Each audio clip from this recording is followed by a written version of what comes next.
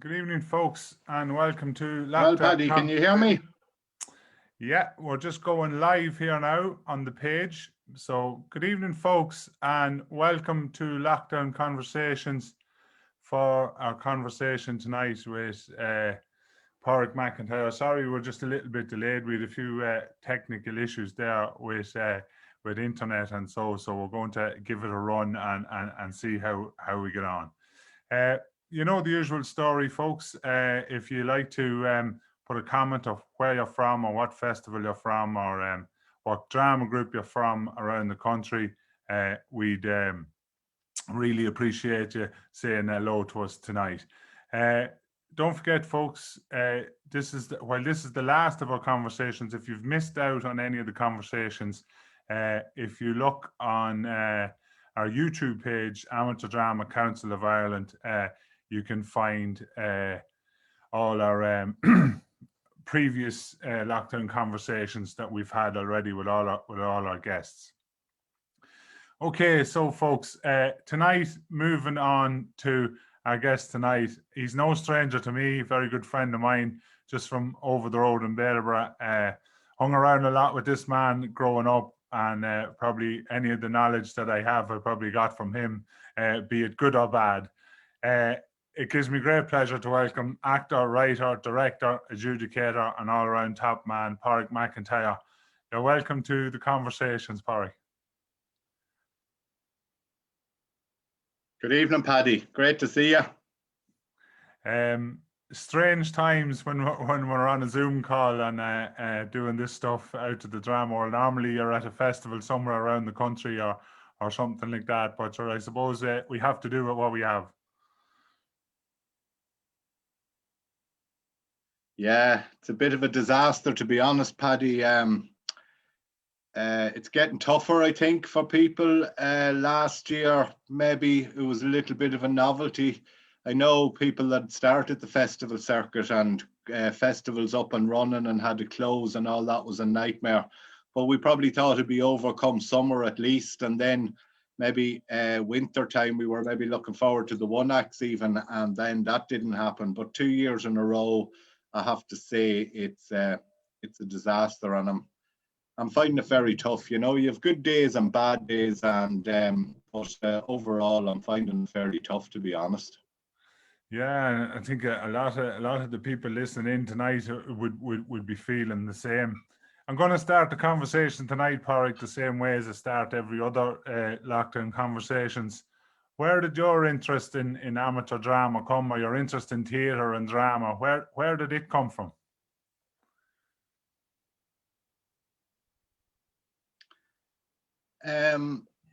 It goes a way back. You'll probably know the year. Druid came to Shercock Hall with Playboy of the Western World.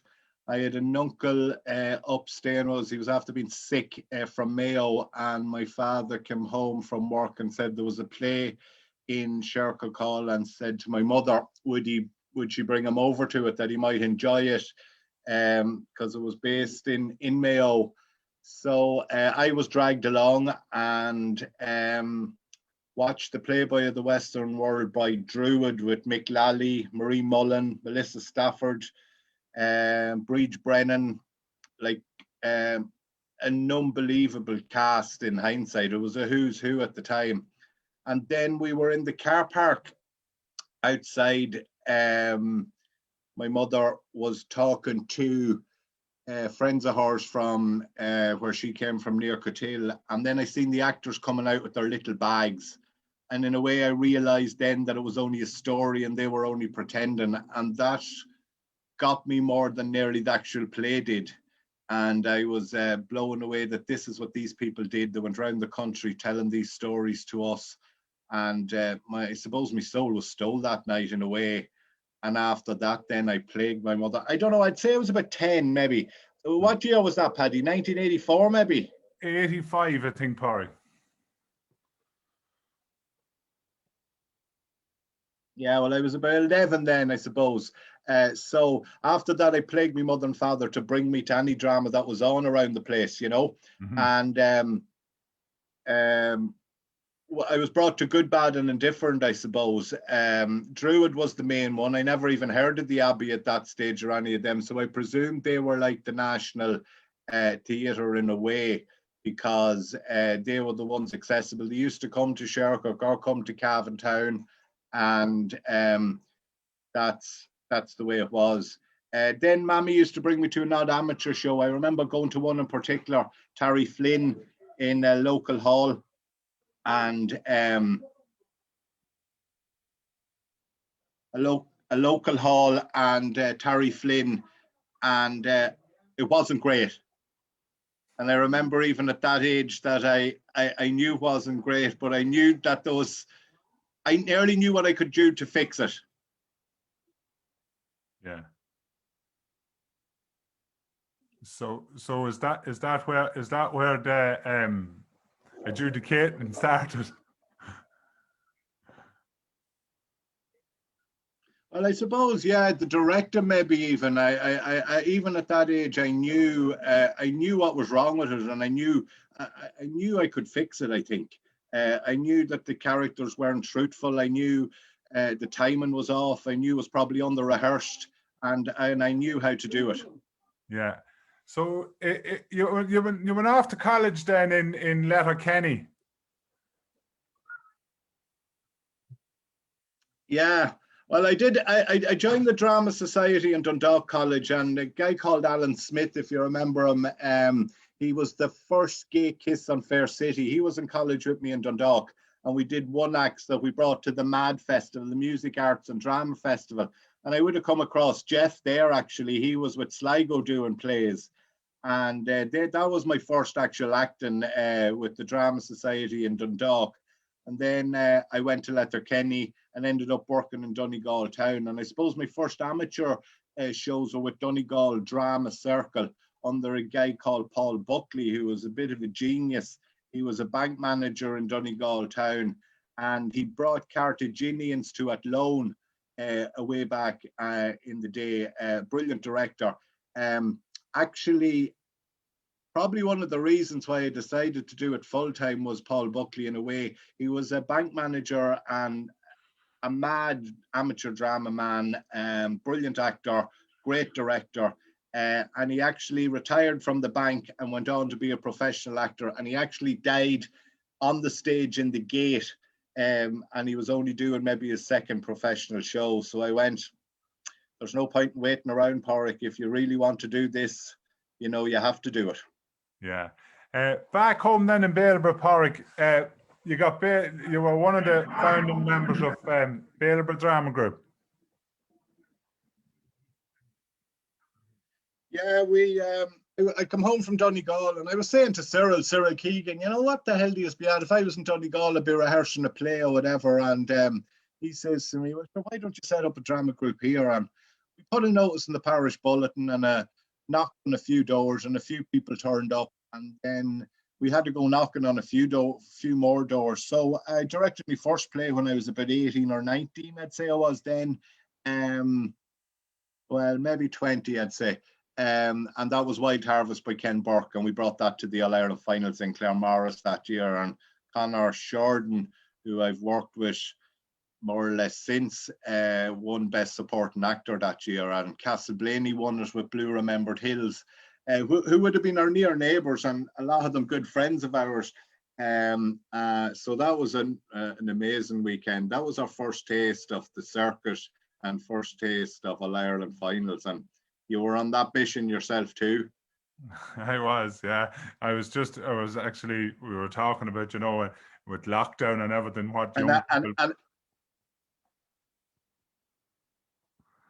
yeah, we were talking about with people in lockdown and what to be at, and I remember being away at All Ireland's and in Claremorris and then in Enniscorthy, and there were some great days with Baleable Drama Group, and especially then when the one that confined in 2003, it was a big step up for them. Yeah. I suppose then, I suppose I directed White Harvest. Then I think we did Red Roses and Petrol, and Connor was in it and I was directing it, and then Connor's father died and Connor stepped out and I went in to play Johnny, and that was in Derry, I think, that final. And then no, that was in Escarty. And then we did Pure Beast in the Rain, which got to the Ireland final in Derry. And then that's the year I headed off to Cardiff, back to drama school.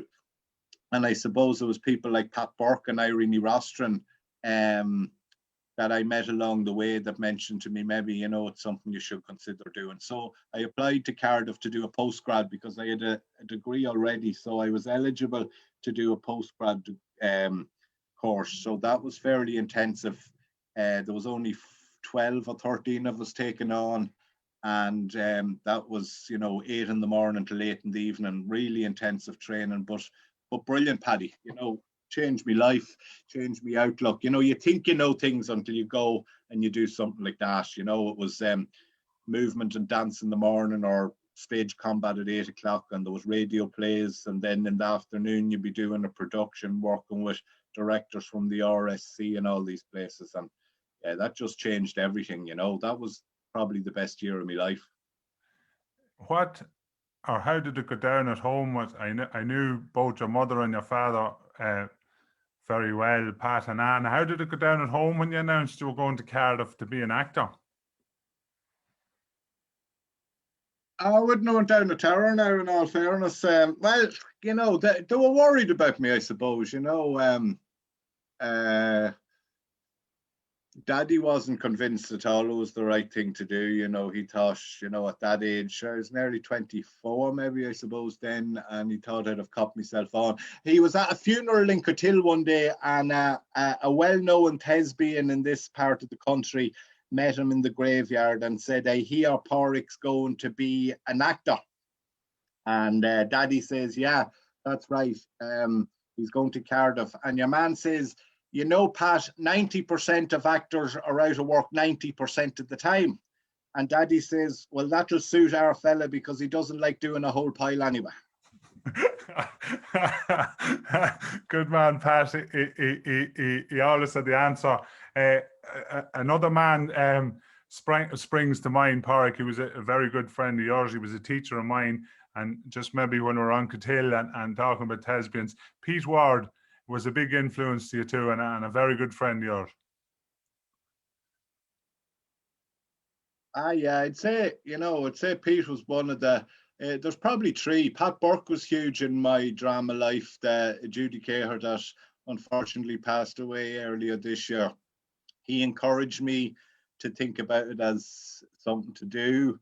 Then when I come home after Cardiff, he encouraged me to do my MA.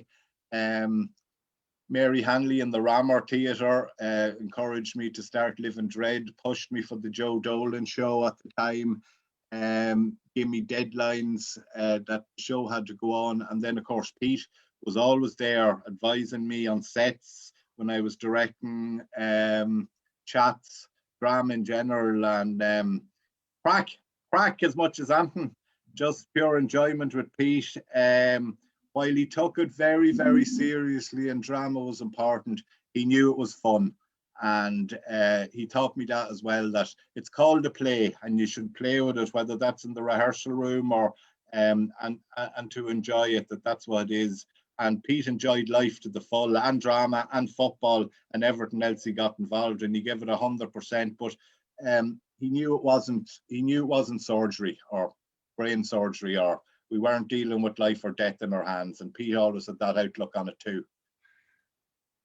Yeah, and a great man. So Pádraig was home and you started Living Dread.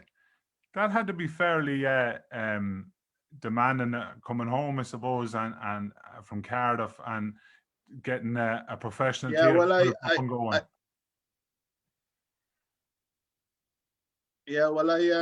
I graduated out of Cardiff and I was lucky enough, I got an agent and I went straight from Cardiff to a job in Manchester. I did Skull and Connemara in Manchester, and one of the tutors we had ran the new theatre in Newcastle under Lyme. So I went straight from, I finished I think on the Saturday night, Skull and Connemara, and went straight to Stoke to do Big Maggie. So I got off to a great start in England, and then that transferred to the Stephen Joseph Theatre in Scarborough.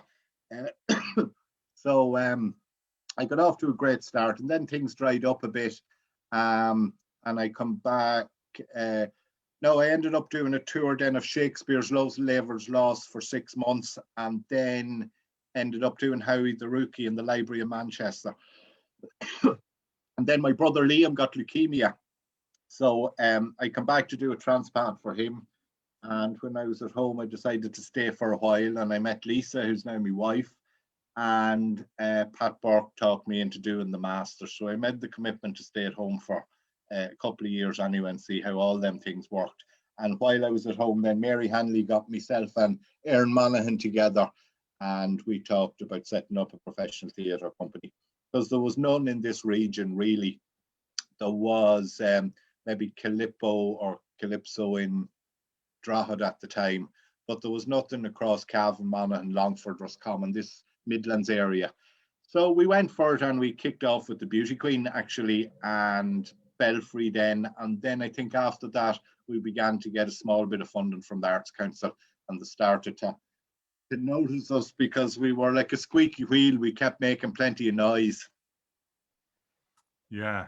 It was with Live and Dread, yourself and Aaron, and yourself, more importantly, teamed up with the legend that is Pat McCabe. Yeah, well, I suppose, yeah, I had read The Dead School as a novel when I was in England, and it blew me away for loads of reasons, Paddy. And I knew Mockness had done a version with puppets.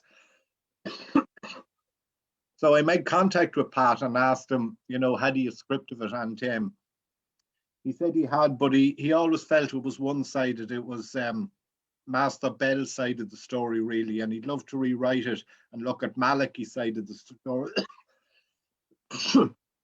So he did that, and yeah, we had a ball. He gave me an amazing script, which was the size of a phone book. But we cast really well, and we got amazing people in the room. And I'd still to this day say that's the best production I ever did. It went on to be sort of legendary. It played Dublin Theatre Festival after 2 or 3 tours of the country. It transferred to London to the Tricycle. And it was very close to going to the West End, but you know, every one of them stories, I suppose. But it's very close. Just one producer in the end pulled out. And but the best of times, Sean Campion was amazing in it. Harry Crowley, Peter Daly was just immense. And what these people brought to the table, not just as actors in the final show, but in the rehearsal room and pulling it all together, because it was a big piece. So it was amazing to work on that. That was just a ball. And McCabe himself, sure, is just one of the funniest, brilliant men you'll ever meet. Yeah, and of course then after Dead School, you weren't done with Pat. You teamed up with him again with Bridge Below the Town, and of course the legendary Emerald Germs, yourself and Aaron. Yeah, Bridge Below the Town. He had a book called Straysod Country, which I read, and it was amazing. It was nearly narrated by the devil on the shoulders of the people of this small town, and it was stunning. So I talked to Pat about an adaptation of it, and we called it The Bridge Below the Town. Yeah, brilliant. I loved it. It's tricky. It's full of classical references, you know, old films, old movies. It's set in a certain time, so some people, you know, didn't just go for it in a way, but there was amazing performances in that. Catherine Walsh, Malcolm Adams, Gina Moxley, you know, Damien Devaney. And again, we had just a brilliant time doing it. Great fun. Pat's work, you have to take it apart and rebuild it. And there's scenes that jump. The next, you know, you could be a scene in a bedroom in the priest's house, and the next thing he goes, then they're in Butlins. And I'd say, how the hell am I supposed to do that? And Pat would say, well, that's your job. You're the director. So it's full of challenges, and every day is a hurdle you have to jump. But it's so rewarding, and it's just brilliant fun in a rehearsal room, you know. Yeah, and very memorable stuff. Another very memorable Live and Dread production that one I really enjoyed and one I'll never forget too was the Sons of Ulster Marching to the Psalm. Yeah, yeah, great cast, great lads in that. I had Rory Nolan, Ian Lloyd Anderson before they became household names. Just Marty Ray and the legendary Ian McElhinney played Old Piper. Yeah, the lighting in that was stunning. A tricky play. The first half of it's really tricky. McGuinness is very clever. He writes an amazing second half, which people always remember in the trenches. But the first part in the barracks and when they go home to visit the different places is quite tricky. But the second half of that, and I had just brilliant men, you know, just about to take off, the right age, their careers about to take off, very hungry, really hard working, and again, yeah, that was a really, really messing and good crack in the room as well. And I'm a believer in that. I think if the rehearsal process is good, Paddy, and enjoyable for everybody, then the results will look after themselves. Yeah, you're probably one of the very lucky people that we'd all know of the legend Tom Murphy, but yeah, you had the pleasure of being in the room with Tom Murphy on Reluctant Tyrant.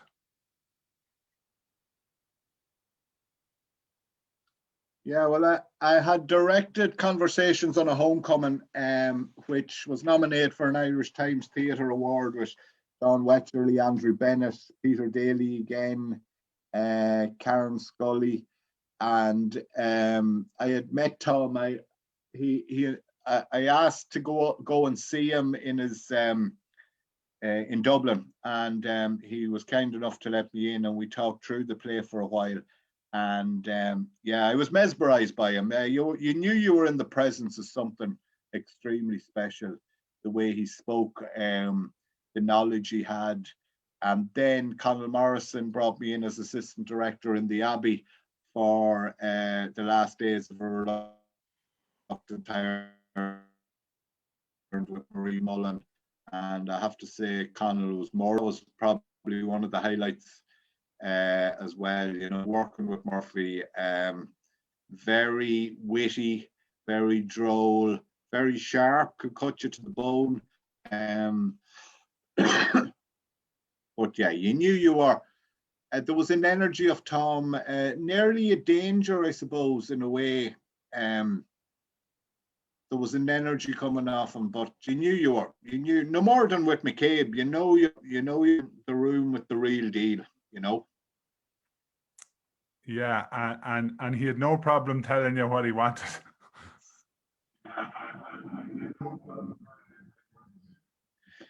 Or what he expected. Sometimes he didn't know what he wanted himself, but he knew what he didn't want, and you could see him grimacing and rubbing his head, and even when an actor would be saying a line, and he'd ask them, you know, did they not see the number of dots? And you know, Tom, I think it came to Tom like a piece of music, like a symphony, and that's the way he wrote it. And if he didn't hear it back like that, then it'd really grind on him.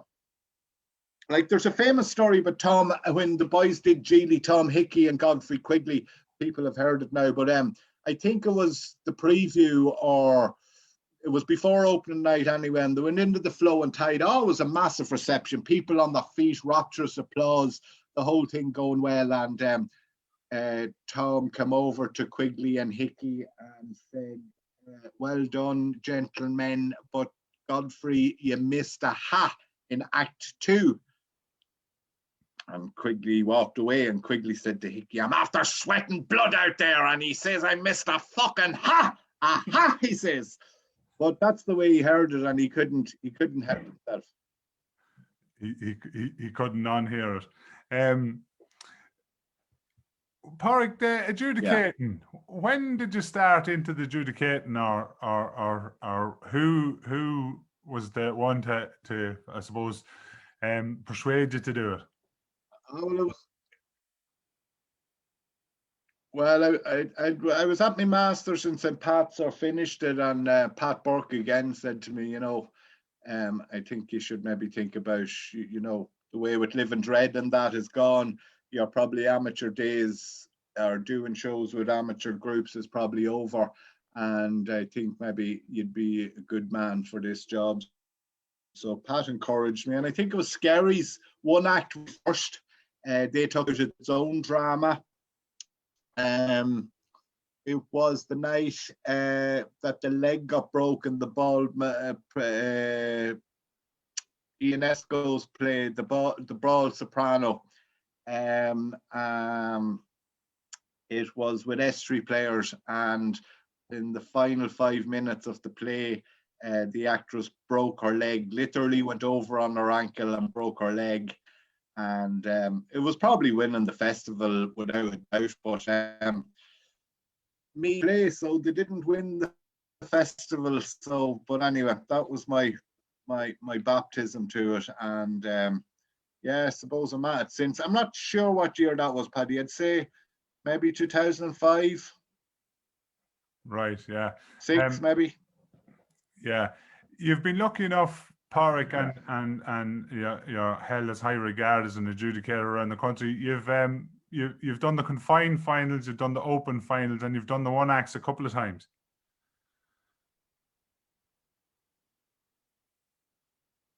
Yeah, I did. My one act finals first was in Longford. Yeah, when Braddon won with Tang, I think was the name of the play. Everton was orange. And Longford themselves won the confined. Then I did the All-Ireland finals a couple of years ago in Letterkenny, which was a great All-Ireland final. Coolgraney won the confined, and the boys from Cork with the wonderful Quiet Land won the open.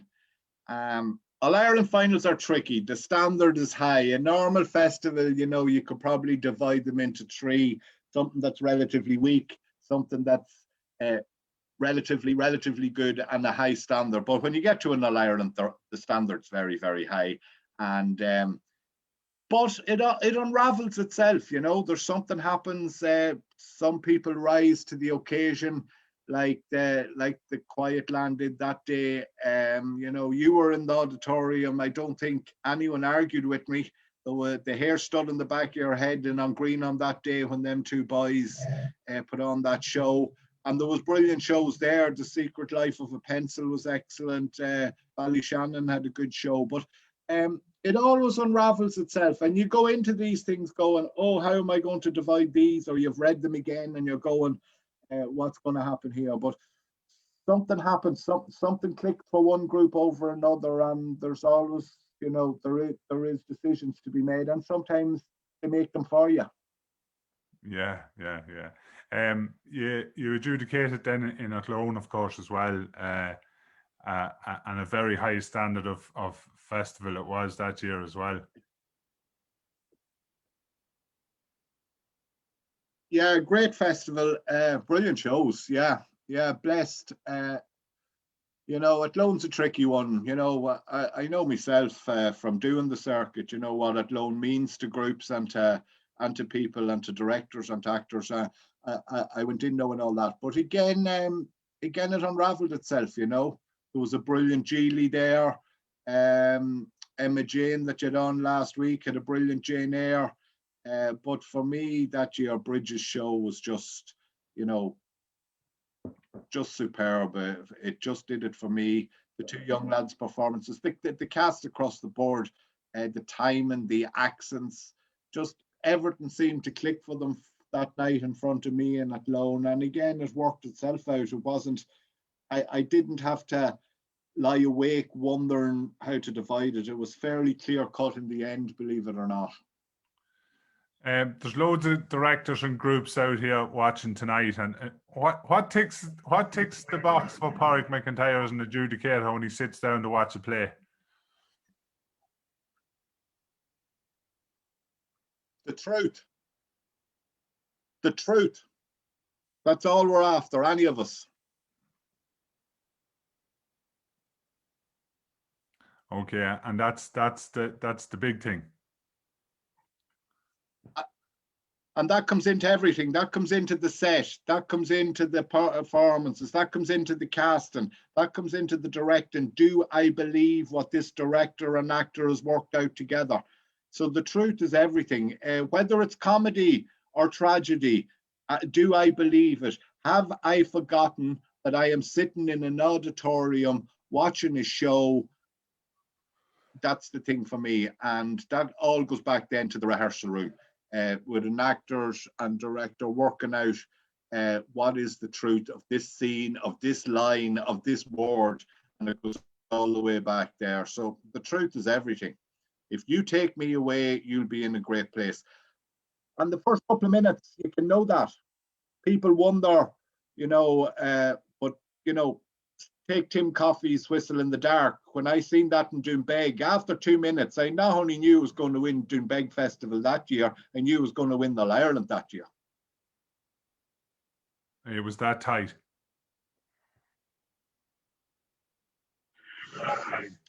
Yeah, just you knew these people knew what they were doing. It was believable. We were invested in them from the word go. We cared, they cared. And we forgot we were in a theatre, and great shows do that. And there's been a number of them down the years. I've been blessed, and yeah, shows I've picked, along the way have gone on to do fairly well. If you win, I have to believe that it'll perform in All Ireland for it to win in a festival with me. Okay. So that's it, folks. There the tips come from Pádraig. I hope you have them all wrote down. Pádraig, you were a big advocate of the summer school. You went to summer school for years, a couple of years in Maynooth, and then you became a tutor at both Garmanstown and Limerick. They're a crucial element to the amateur drama circuit. In numerous ways. It builds your capacity for drinking as well as something else. No, the summer schools are amazing. Yeah, I went to Maynooth a couple of times before I went to Cardiff.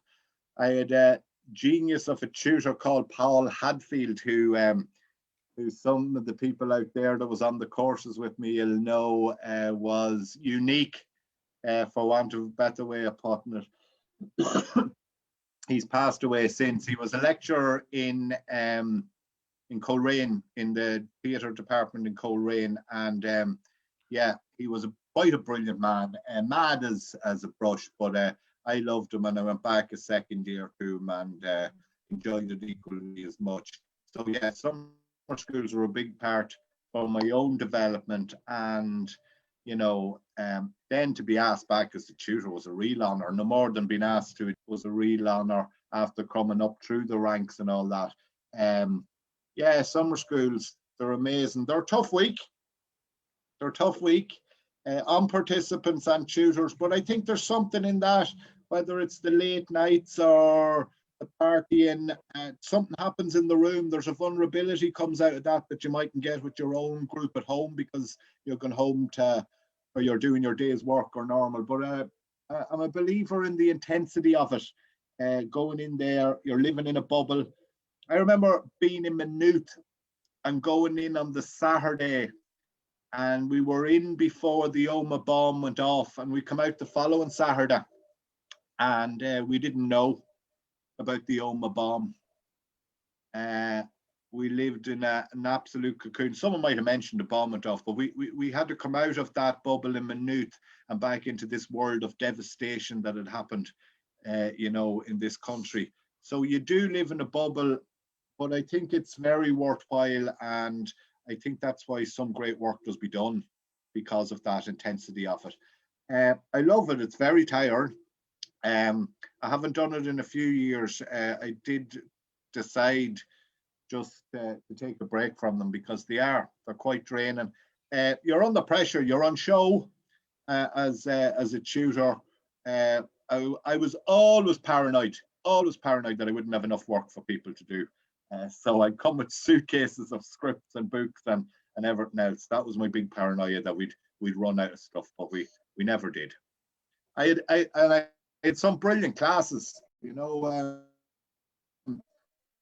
first year in Limerick was an amazing class. Then I think the last time I was in Limerick, we had a brilliant class, and an awful lot of them people in that class have gone on and done great things on the circuit, and my philosophy is the same. That's why I don't like going back, because year after year, because people, if they enjoyed it, might come back and then they go, oh, well, it's the same again. But it has to be, in a way, because that's my philosophy. That's the way I approach the thing. That's the toolbox of tricks that I've picked up along the way, and I can't change it or try to sell a course that I don't believe in. So, but yeah, Mary J was in that class, Breda from Ballycogley, Danny Buckley, Jane Aragon won a names award out of it. There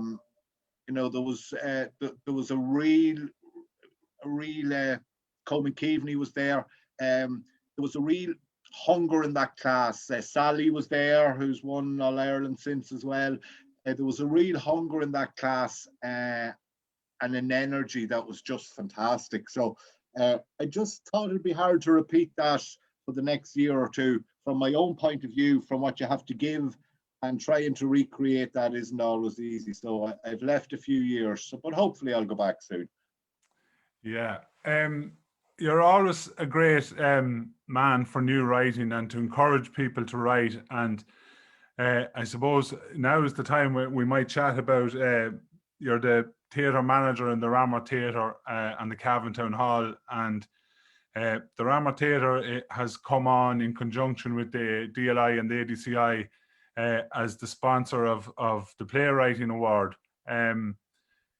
It was a good move for Ramor Theatre. Absolutely, it was a no-brainer. I got talking to from Cavan Drama Festival about a couple of things. We were just talking about the town hall for one reason, about the 75th of Cavan Drama Festival not happening, and the discussion came up about the Playwriting Award, and I thought about it and I says, yeah, this is something that Ramor really would like to get involved in. And I just thought about it for a week or whatever. I think it's important. Amateur drama is hugely important to the Ramor Theatre. Yourselves, Shercock, Millrace, Slieve Gla, then Baileyborough, the number of groups that's around us that use it. Ramor players themselves, in a way, down the years, were an amateur group pulling from all them groups. So amateur drama has always been really important in the theatre. The new writing thing was something I always felt probably should have been there down the years. And when it came on stream, I thought it was a brilliant idea. And when the opportunity came for us to support it in some way, we were delighted to. And it'll be good for the theatre as well, to get our name out there around the country, in festival brochures or whatever, and supporting a young writer, whoever that may be, to go to Anna McCarrick for a week or whatever, I think is fantastic. And I wish I had to have that opportunity, back in the day. So yeah, it's just something that hopefully we'll be fit to do for a number of years, Paddy. Yeah, well, I know the ADCI and the DLI are very grateful, and we really appreciate the Ramor Theatre being involved.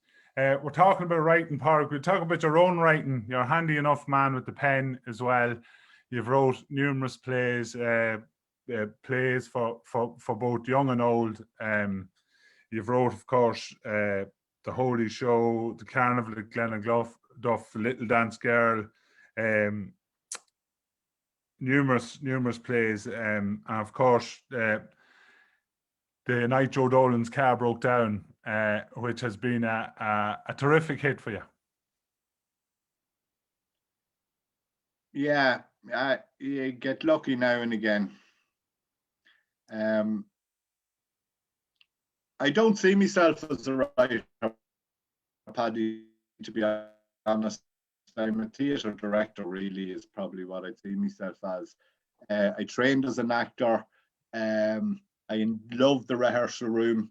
Even if I wasn't in scenes, I did play a small part, but I went into rehearsals every day. Rehearsal. Maybe once it's been running, I can get bored a little bit. I like to move on to the next project. So that's why directing suits me. I think you leave it once an opening night or a few nights after, you walk away and leave it to the actors. The really good actors can do it for 6 months, 9 months, 12 months. Like Aaron has done the Playboy, I think, 275 times, and he'd tell you that he'd still like one more go at it. But once it's up and running and I've nailed it, or I think I've nailed it, the hunger for the acting goes off me a bit. So I'm a director. I don't see myself as a writer. When you've been in the presence of Murphy, of McCabe, of these people, you know what the real deal is. Joe Dolan, probably, yeah, got lucky. Mixture of the music's a big help. The title's probably the best bit of writing in it. Put Joe Dolan's name on a post so they'll come. But yeah, no, I struggle. To have the discipline. I've been writing a bit over lockdown, but strangely enough, it's short stories and stuff that I haven't looked at before. Joe Dolan's a bit of a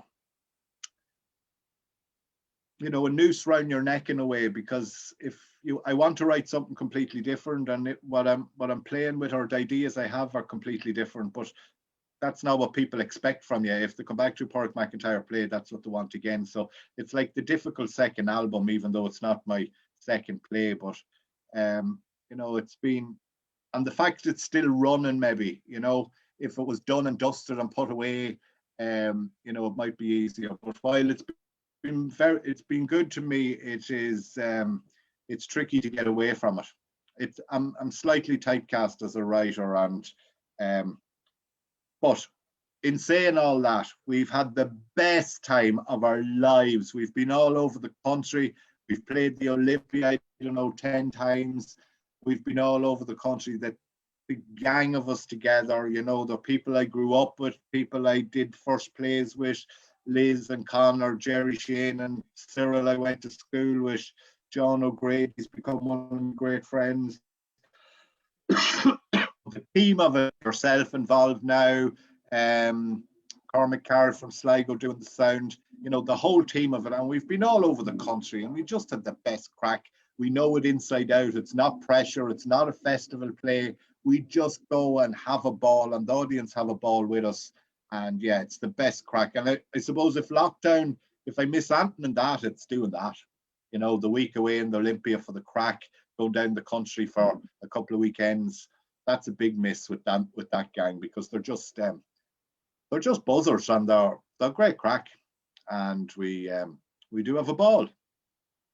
Yeah. So, folks, just while we're on that subject, John O'Grady is actually the man who plays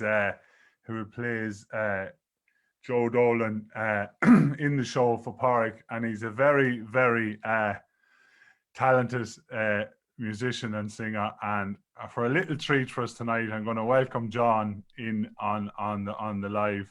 John, how are you? Hey Paddy, how's it going? John, lovely to have you on Lockdown Conversation. Come on, John. Well, Pádraig, any tips? Come on. Boys, I'm just back from Crow Park. I was in training there. That crack's not allowed. Were you down there trying to sneak in the door of the Olympia? No, not this while. To see could we get a gig.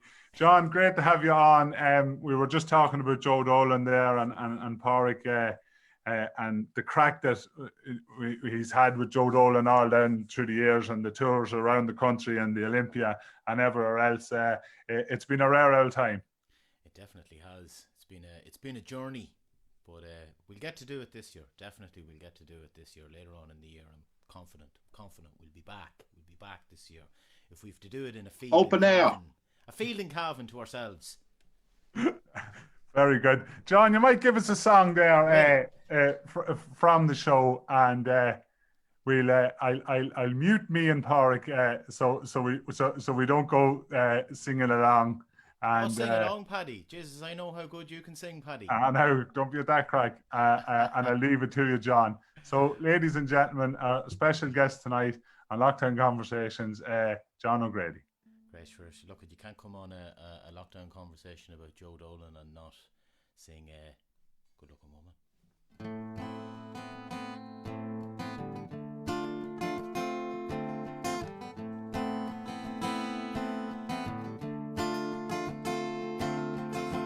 When God created a woman for me,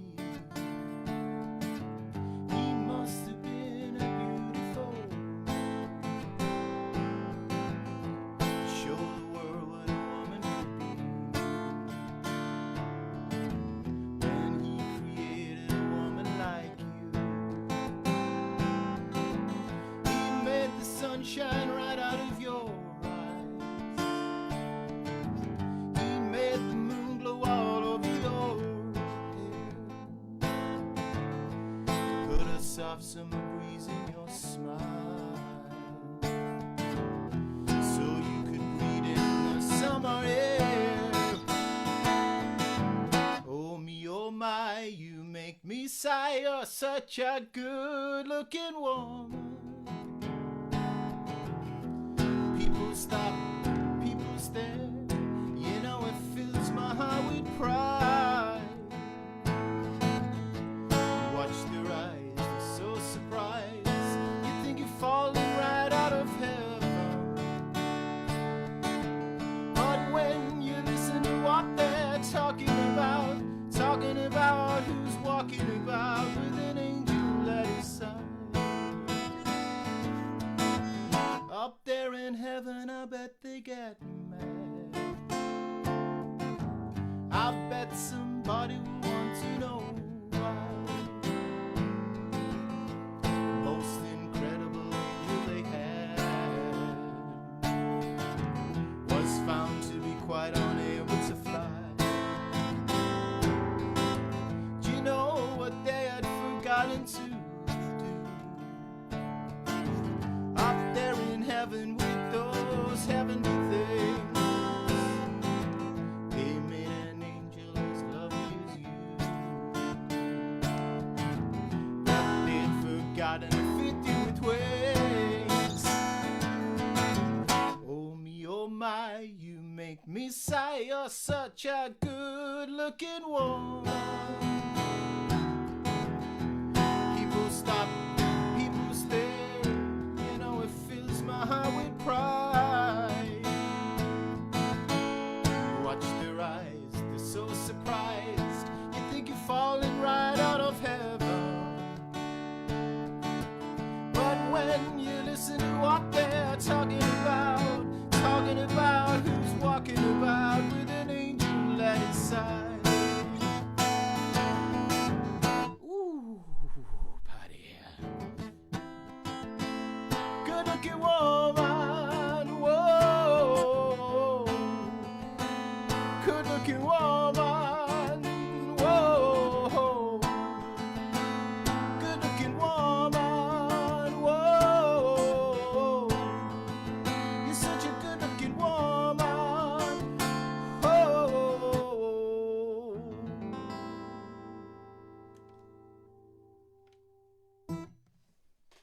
You're on mute, Paddy.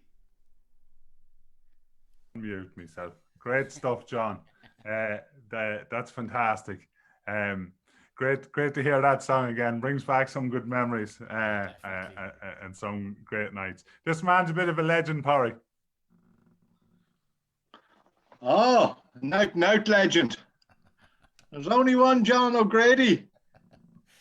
I just have to say, while we are on this, the two boys are looking horrid well. I've heard stories about you's been walking in the woods in County Cavan and hitting it hard since the Christmas time. So fair play to you. They're looking absolutely fantastic, the two boys. Thanks, John. You're going to change over. Thanks, John.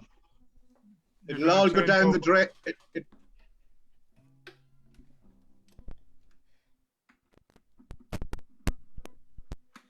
it'll all go down the drain, Porrick, when the pubs reopen again. Is that what you were going to say? He's gone, I think. Yeah, that's it. We're only in training for that. You'll give us another one, John. Sure, look it. We'll send them home. You know what I mean, Paddy? Yeah, we'll send them home sweating. We'll tone it down a wee bit. Good.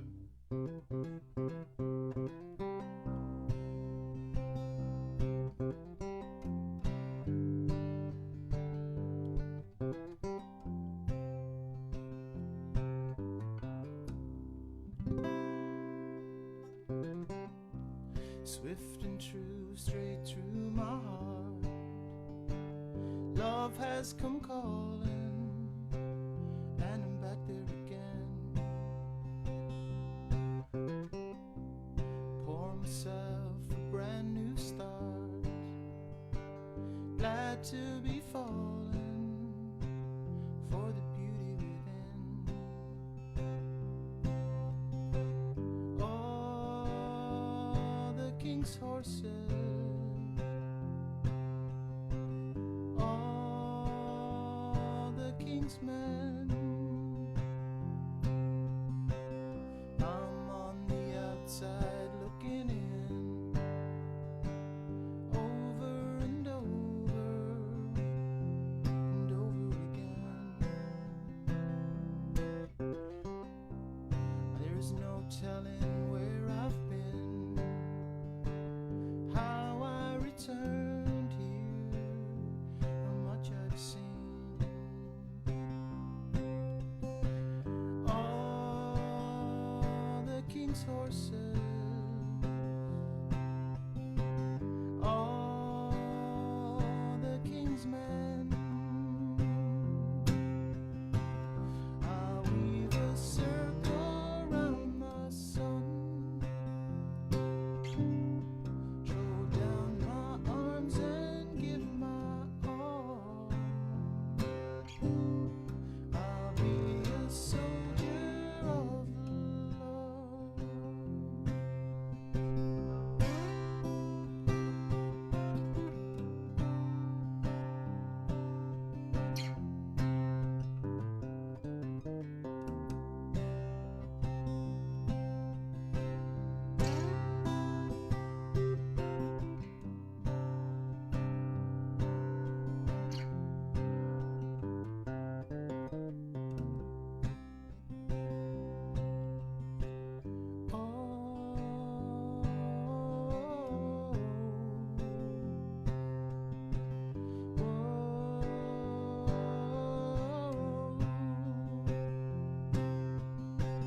I'll weave a circle round the sun, throw down my arms and give my all. I'll be a soldier of love. I am the soldier of love.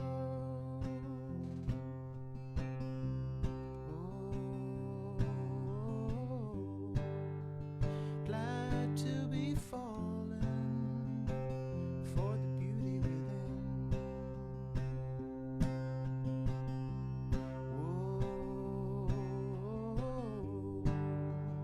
Glad to be falling for the beauty within.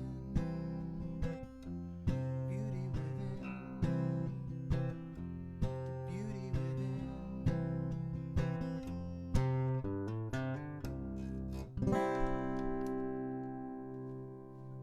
Great stuff, John. Thanks a million. That was lovely. Top notch. Top banana. Top banana.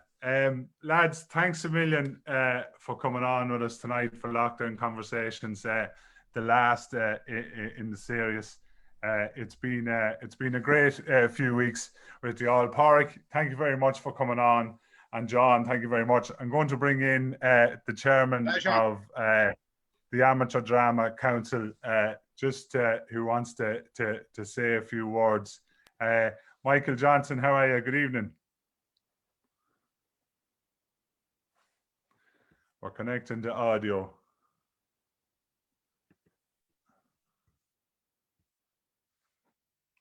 And just bear with us, folks, and we'll have Michael with us now in a minute.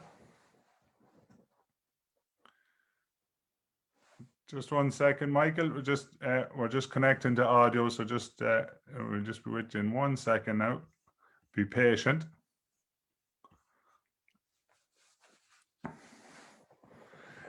These Zooms can be tricky for the technicals. Can be tricky for our fellas like Johnson. He can hear us, but I don't think we can hear Michael. So hopefully he must be in my house. Yeah, we had internet issues there tonight on several cases there. So apologies for that, folks. We're trying to get Michael to join the call, and we'll let him work away there for a wee minute, and I'll just chat to the lads.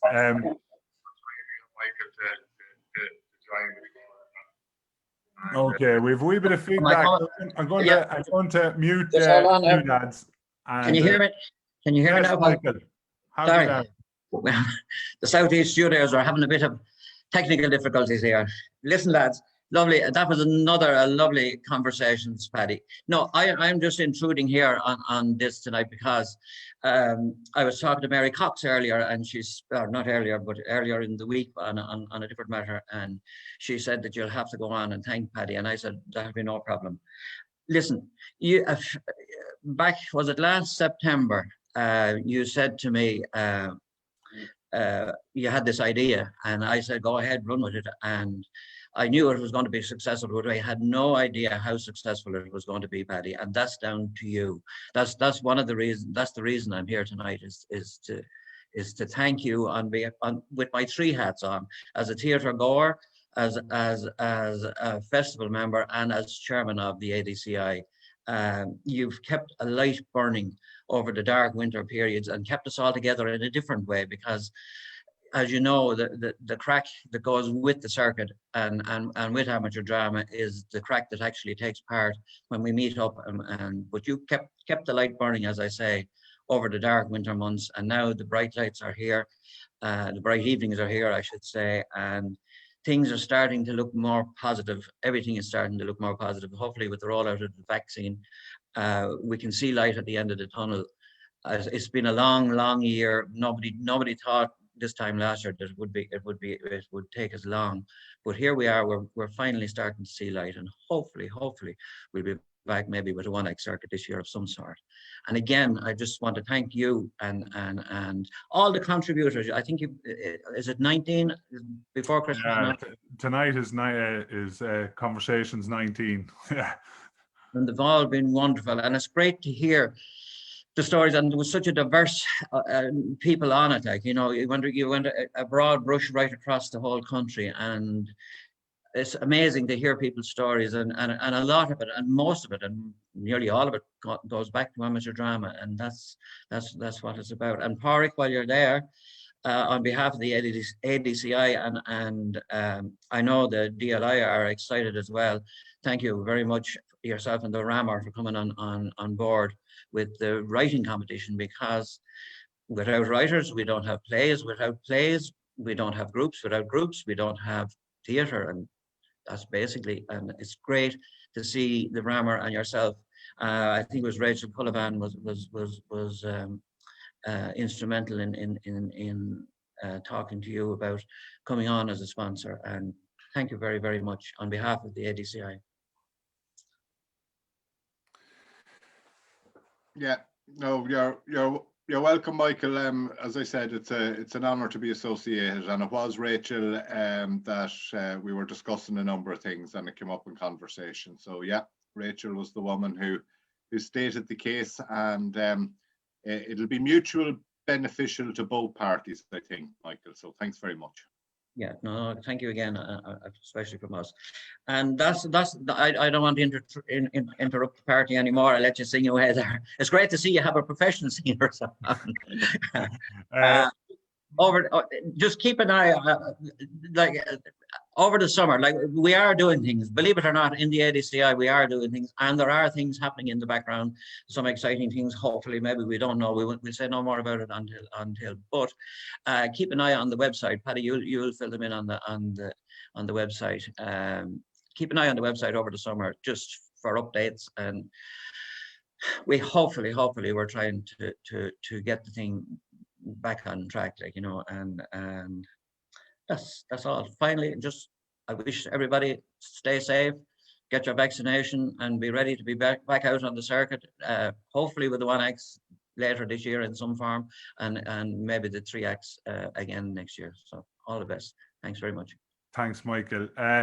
Michael, thanks for your kind words, and to everyone that tuned in over the 19 weeks. The original idea of this, when I went to Michael, I was doing a stand-in PRO for a few weeks until our new PRO was elected, who was Lorna Doran McAvoy. I want to say a big thank you to Lorna, who mans the Facebook page day in, day out, and all the time. But even when these lockdown conversations, she's always there to help out. Another woman I want to thank very much is Yvonne, who helps me out with all these Zooms and going lives. And back when I started this, I didn't have a clue what a Zoom was going live, bar now quiz with the Joe Dolan crew of a Friday night, which usually turned into a drink or two. But anyway, that's what Zooms were. I want to thank the 19 people that have been on with me over the weeks. The lockdown conversations has went down really, really well, and it kept a little bit of the drama light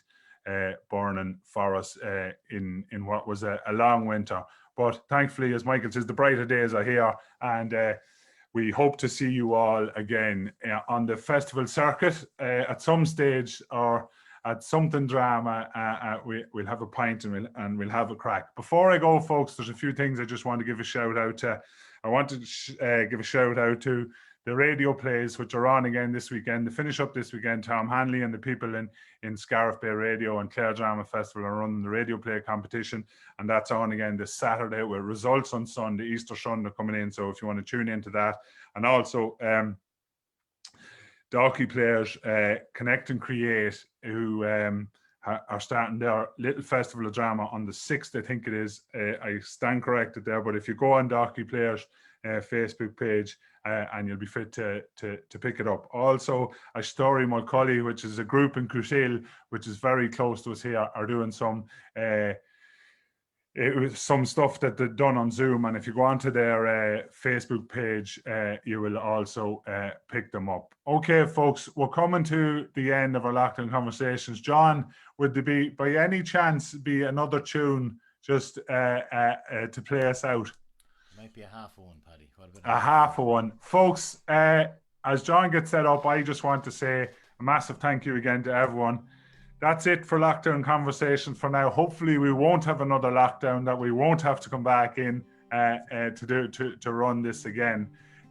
Folks, that was Pádraig McIntyre.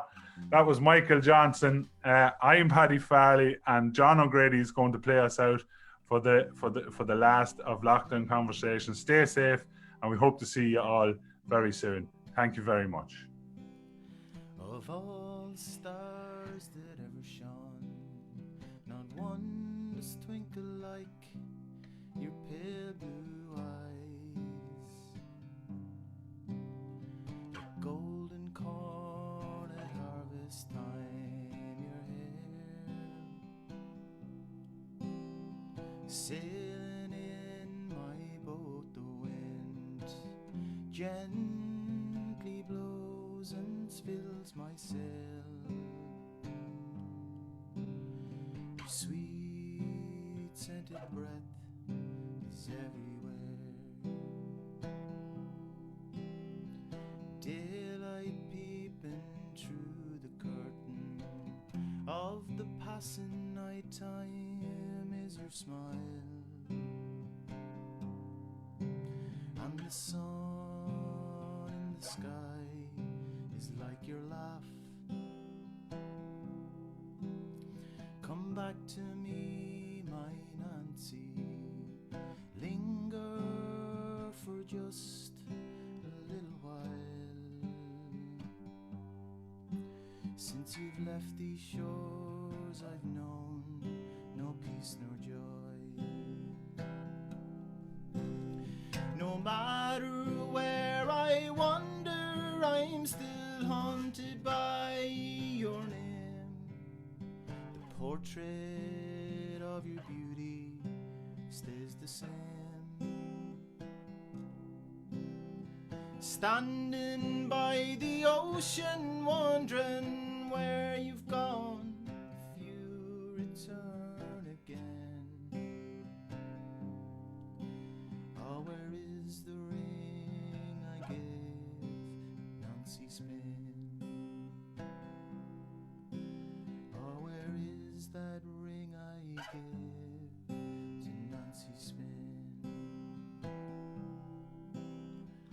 On a day in spring, and snow starts to melt and streams to flow, with the birds I'll sing a song. Then in a while I'll wander down by Bluebell Stream, where wildflowers grow, and I hope my lovely Nancy, she will return. No matter where I wander, I'm still haunted by your name. Horsed the beauty stays the same. Standing by the ocean, wondering where you've gone, if you return again. Oh, where is the ring I gave to Nancy Spin? Oh, where is the ring I gave to Nancy Spin? Oh, where is that ring I gave to Nancy Spin? Lovely. Thank you very much, folks, and good night.